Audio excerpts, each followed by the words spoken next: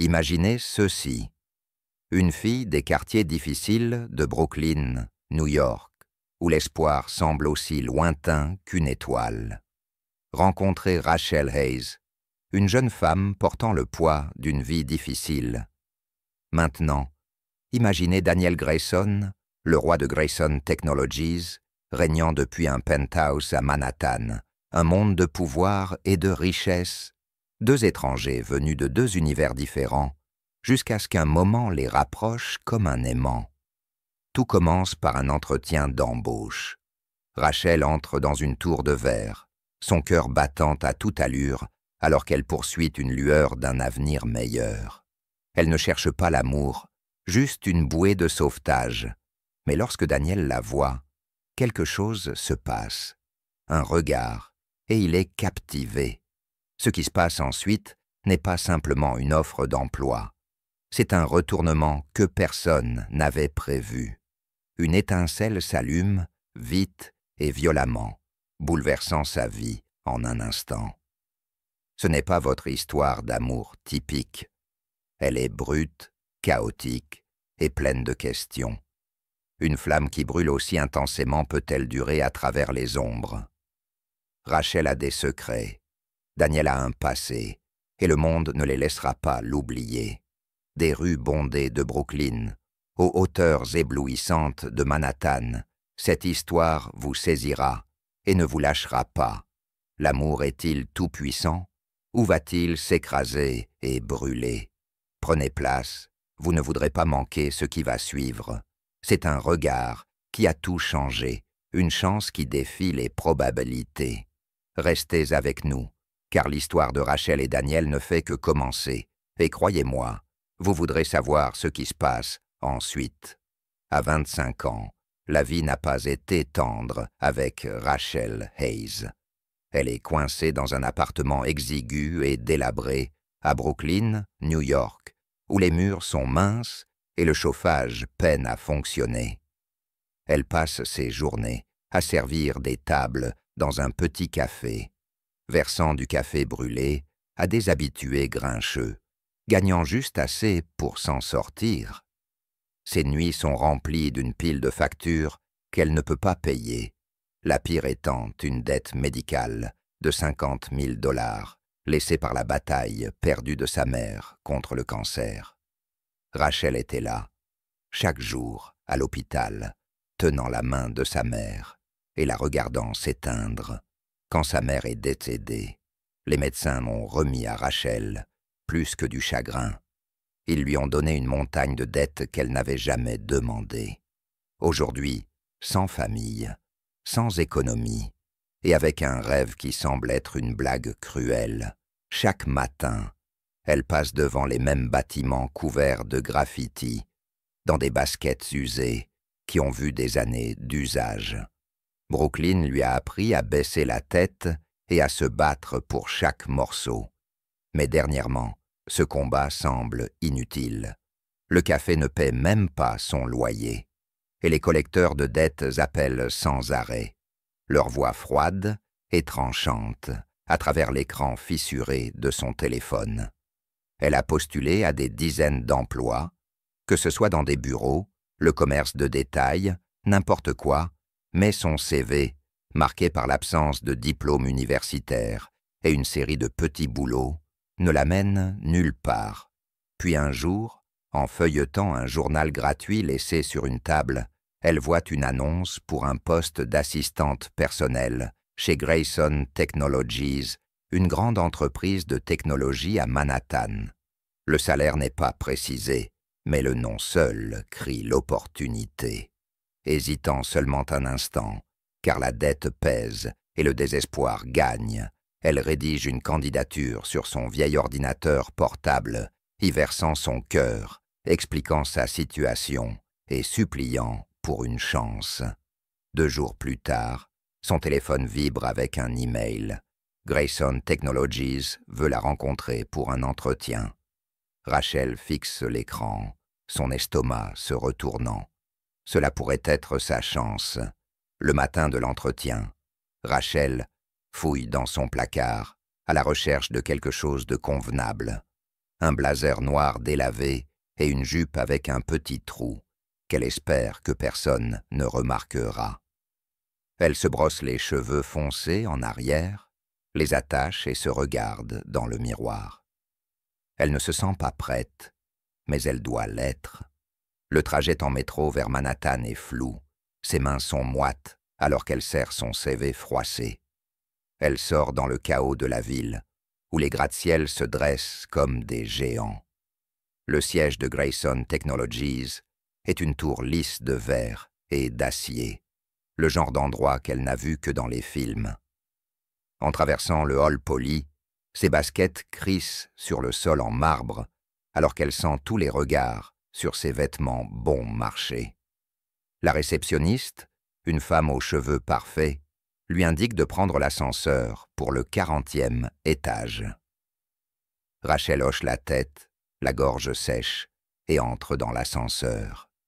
Celui-ci s'ouvre sur un couloir calme, aux murs blancs et à l'art moderne. Un homme en costume la conduit à une salle de conférence, avec une vue imprenable sur la skyline de Manhattan. Elle s'assoit, agitant ses jambes, attendant, quand la porte s'ouvre et Daniel Grayson entre.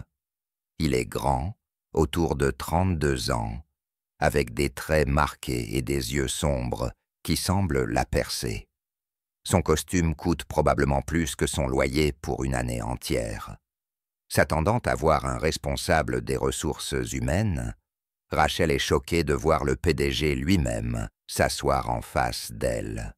Il parcourt son CV en silence, un moment qui semble durer une éternité avant de dire « Rachel Hayes » d'une voix basse et calme. « Parlez-moi de vous. » Elle bégaye son histoire, le café, sa mère, la dette écrasante, essayant de paraître forte malgré la sensation de petitesse. Elle a à peine terminé son récit quand il se penche en arrière et dit « Je vous ai déjà vu. » Confuse, elle cligne des yeux. « À l'hôpital avec votre mère, vous étiez là tous les jours. » Son cœur rate un battement, bien qu'elle ne se souvienne pas clairement de lui. Ces mois à l'hôpital étant un brouillard de douleur et d'épuisement. Posant son CV de côté, il plonge son regard droit dans ses yeux. « Vous avez du cran, j'aime ça. » Nervieuse, Rachel hoche la tête, s'attendant à des questions sur ses compétences ou son expérience. Au lieu de cela, Daniel l'étudie avant de dire quelque chose qui la fige. « Rachel, je ne veux pas seulement que vous soyez mon assistante. » Il fait une pause, sa voix se radoucissant, puis continue. « Épousez-moi, je vous attendais. » Sa bouche se décroche. Elle a dû mal entendre. « Quoi ?» bégaye-t-elle, son esprit en panique. Il ne flanche pas. Il garde juste ses yeux sombres fixés sur les siens. « Épousez-moi » répète-t-il calmement, comme si c'était la chose la plus normale du monde. La tête de Rachel tourne. Ce n'est pas comme ça que se passent les entretiens. Elle est venue pour un travail, pas un mari. Elle scrute son visage à la recherche d'une blague, d'un piège, mais ne trouve rien. Juste un homme qui la regarde comme si elle était la seule personne dans la pièce, peut-être la seule dans son monde. « Je ne comprends pas, » dit-elle, sa voix tremblante. Elle se lève et s'approche, le surplombant, mais sans menace. Il dit « Dis oui, et je t'expliquerai tout. » À ce moment-là, la dette de 50 000 $ lui revient en tête, ainsi que les appels incessants et le poids accablant de sa réalité. Cet homme, cet inconnu, lui offre quelque chose d'impossible. Elle ne le connaît pas, ne lui fait pas confiance, mais il y a une promesse dans ses mots qu'elle ne peut ignorer. Son cœur bat fort alors qu'elle le regarde, déchiré entre la peur et une minuscule lueur d'espoir insensée. « Pourquoi moi ?» murmure-t-elle. Il sourit faiblement et répond « Parce que quand je t'ai vu, j'ai su que la pièce était trop petite et l'air trop lourd. » Bien qu'elle ne dise pas oui immédiatement, Elle ne dit pas non non plus. Et dans ce silence, sa vie commence à changer, oscillant au bord de quelque chose qu'elle n'avait jamais vu venir. Ce jour-là, dans la salle de conférence moderne, les mots de Daniel Grayson résonnent dans les oreilles de Rachel. « Épouse-moi, je t'attendais ».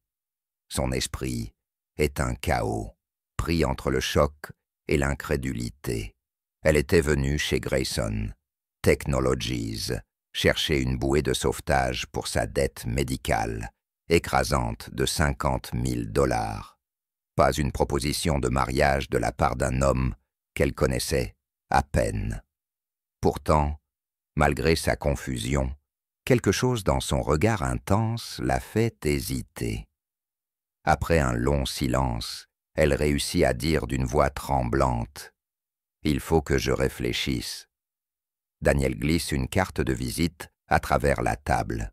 « Rencontre-moi demain matin à 9 heures précises dans le cabinet de mon avocat. Je m'occupe de tout. » Sur ce, il s'éloigne, la laissant seule, avec la vue imprenable sur Manhattan et une décision qu'elle a du mal à concevoir.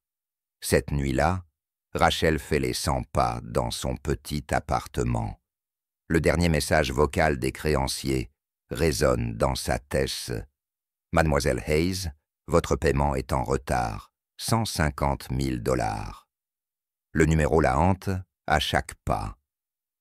Dans la lumière tamisée de sa cuisine, elle observe la carte de visite de Daniel avec ses lettres dorées, proclamant « PDG de Grayson Technologies ». Cet homme pourrait effacer sa dette d'un claquement de doigts. Et pourtant, épouser un inconnu semble inimaginable. En se tournant et se retournant sur son matelas usé, elle rejoue son regard et ses paroles jusqu'à ce que l'épuisement l'emporte. Murmurant « C'est fou », elle prend son manteau et se dirige vers Manhattan, incertaine de savoir si elle va dire oui ou simplement chercher des réponses. À 9 heures précises, Rachel entre dans un cabinet d'avocats chic sur la 5e avenue. Un édifice de verre et de cuir. Daniel est déjà là, en costume impeccable, en conversation avec un avocat bien habillé. En la voyant, il sourit chaleureusement. « Tu es venu, dit-il. » Avant qu'elle ne puisse répondre, il lui fait signe de s'asseoir. L'avocat fait glisser une pile de papier sur le bureau, une licence de mariage déjà remplie. L'estomac de Rachel se noue. « Attendez, » demande-t-elle, la voix tremblante. Daniel hoche la tête. « Je l'ai fait préparer hier soir en urgence. L'argent circule vite. » Ses yeux se posent sur les papiers, notant son nom à côté du sien et un don d'1 million de $, inscrit comme cadeau de mariage, suffisant pour effacer sa dette, et plus encore. Ses mains tremblent. « Pourquoi moi ?» demande-t-elle à nouveau, se penchant un peu plus près. Il répond « Parce que tu es réel, je suis fatigué des faux. » Ce n'est pas une grande réponse, mais c'est suffisant. Le cœur battant, elle signe les documents, et comme ça, ils sont mariés lors d'une cérémonie discrète, avec 2 témoins et sans fanfare. Des heures plus tard, Rachel se retrouve debout dans le penthouse de Daniel, à l'Upper East Side. Les fenêtres du sol au plafond révèlent une ville à laquelle elle n'a jamais appartenu. L'espace est immense, avec des sols en marbre, du mobilier moderne et une vue vertigineuse sur Central Park. Daniel lui tend une carte de crédit. Utilise-la pour rembourser ce que tu dois ou pour ce dont tu as besoin.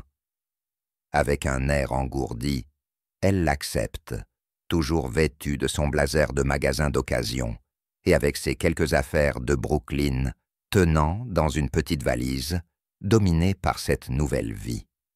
Cette nuit-là, elle dort dans une chambre d'amis bien plus grande que son ancien appartement, avec un lit trop doux et un silence trop lourd. Dans le couloir, Daniel est un mari devenu inconnu, fixant le plafond. Elle se demande ce qu'elle a fait. Le lendemain matin, Pour le petit déjeuner, Daniel lui balance une autre bombe.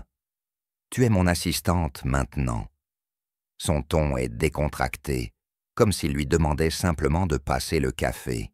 « À partir de demain, je veux que tu portes des vêtements plus appropriés. » Rachel cligne des yeux, incrédule. « Je pensais que c'était pour l'argent, pas pour un travail, » proteste-t-elle. Il la regarde sérieusement.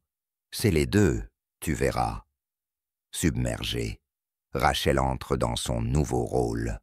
Un bureau en dehors de son bureau, un ordinateur portable valant plus que son ancien loyer et un flot de chuchotements de collègues remettant en question sa montée soudaine. Ses joues rougissent chaque fois que quelqu'un chuchote « femme du patron ». Puis il y a Vanessa Blake qui entre dans le bureau. Un après-midi en talons de créateur et avec des sourires éclatants, Vanessa regarde Rachel comme si elle n'était que de la saleté sous sa chaussure, avec son frère Thomas qui traîne derrière. « Alors, tu es la femme de Daniel ?» Vanessa ricane. « Je pensais que tu n'étais que son assistante. » Bien que Rachel tente de garder son calme, le rire venimeux de Vanessa résonne dans les couloirs.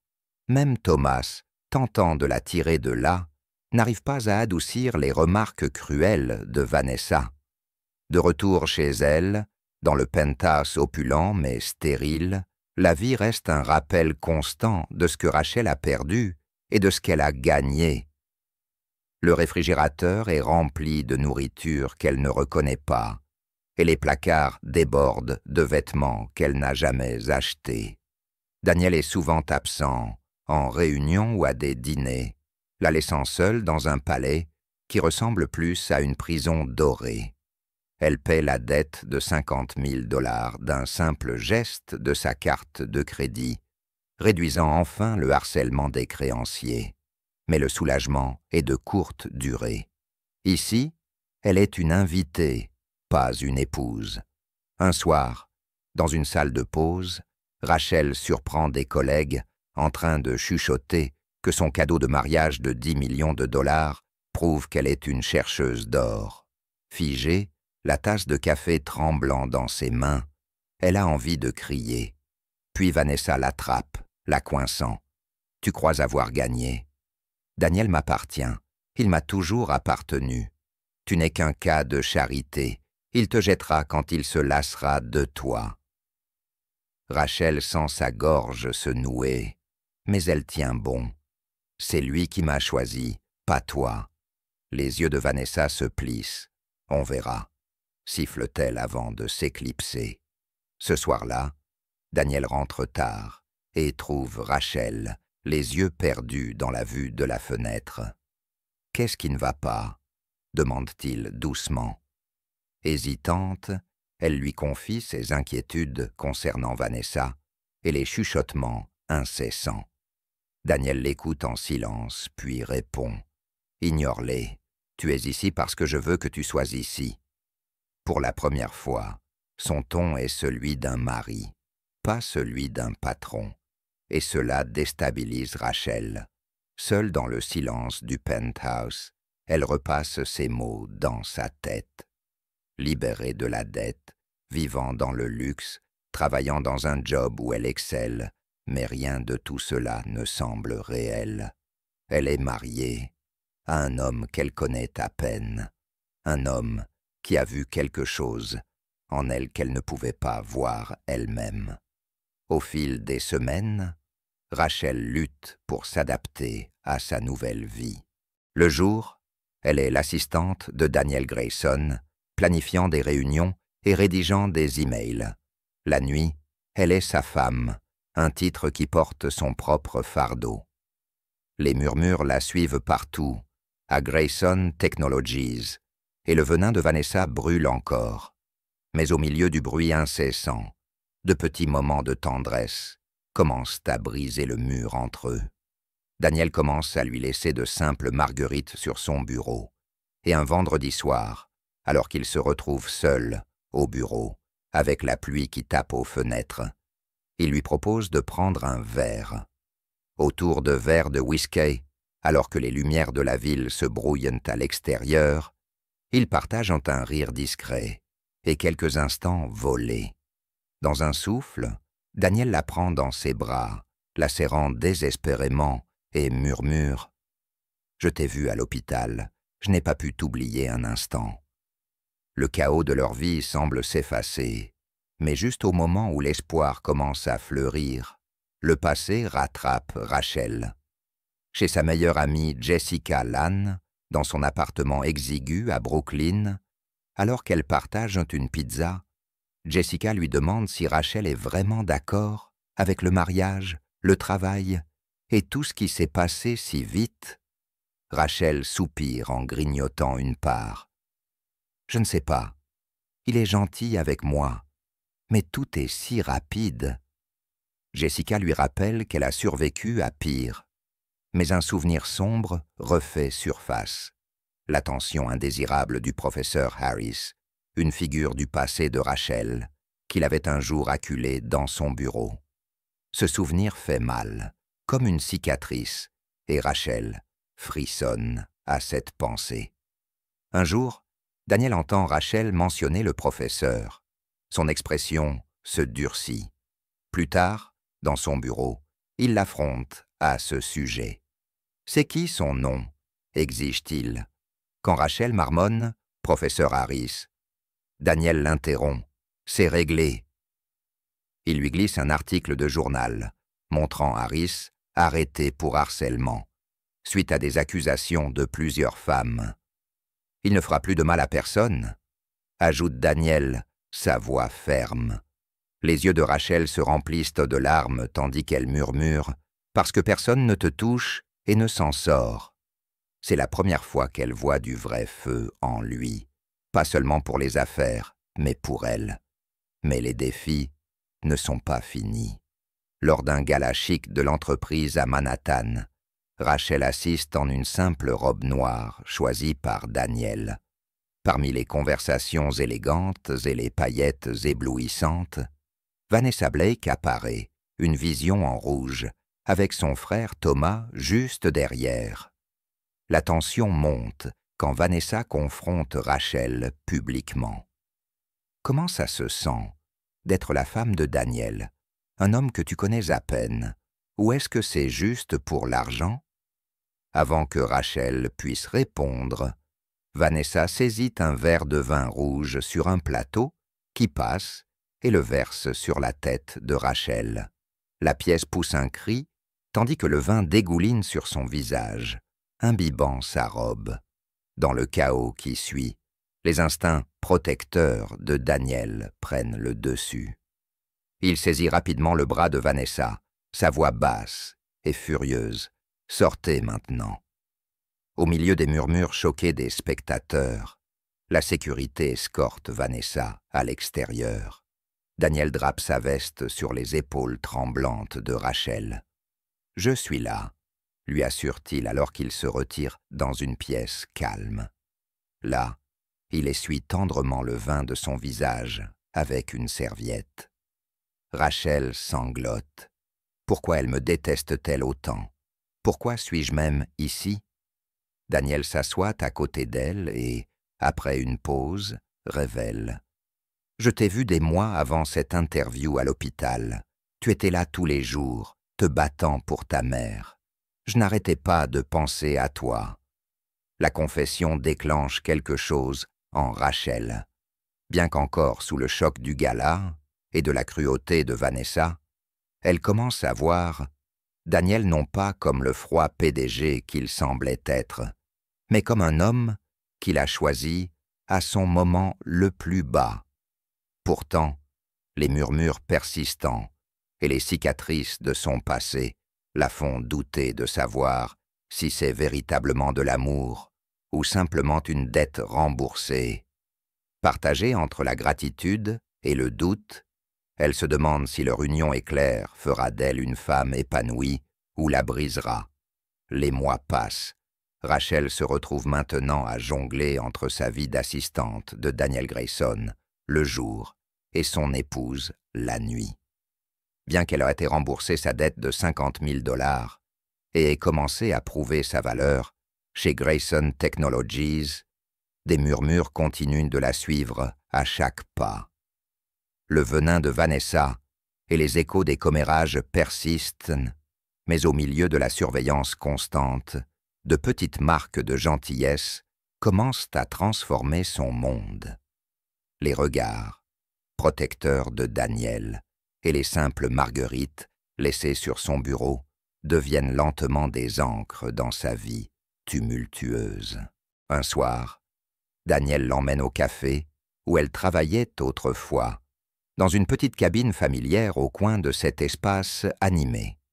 Autour d'une part de tarte et de rires discrets, ils se reconnectent à un passé simple et enraciné, une partie de la vie que Rachel connaissait autrefois. Alors qu'ils sont côte à côte, une question douce flotte dans l'air. Était-ce le destin qui les a réunis à cet hôpital, lors de cette interview et pendant ce mariage précipité? Ou n'était-ce qu'une étincelle sauvage qui a pris feu, avec eux deux prenant des décisions qui définiraient leur avenir? Des années, à partir de maintenant, seront-ils plus forts, ensemble, ayant surmonté des tempêtes et construit un amour qui dure? Ou bien le poids de leur début les séparera-t-il? La beauté de leur histoire réside dans cette incertitude, un véritable combat imparfait pour quelque chose de plus grand qu'un conte de fées. Je vous ai emmené des ombres de Brooklyn, aux hauteurs de Manhattan, à travers la dette et le doute, les nuits de vin et les promesses silencieuses. Rachel Hayes n'est plus la même fille qui luttait pour sa survie, et Daniel Grayson n'est plus le même PDG froid qu'il semblait être. Ensemble, ils font face à un avenir construit sur des choix qui définiront leur destin. Que pensez-vous qu'il se passera ensuite? Rachel a-t-elle pris la bonne décision en revenant? Daniel vaut-il vraiment le risque? Leur histoire est encore en train d'être écrite, et la route à venir reste à écrire. Partagez vos pensées, car à la fin, leur histoire est autant la vôtre que la leur. Continuez à croire aux étincelles qui illuminent l'obscurité. Quelle aventure incroyable, passant des épreuves et du désespoir à une romance fulgurante et une vie redéfinie. La question demeure. Peuvent-ils construire un avenir ensemble où les fantômes du passé et les défis de leur présent les déchireront-ils? Seul le temps nous le dira.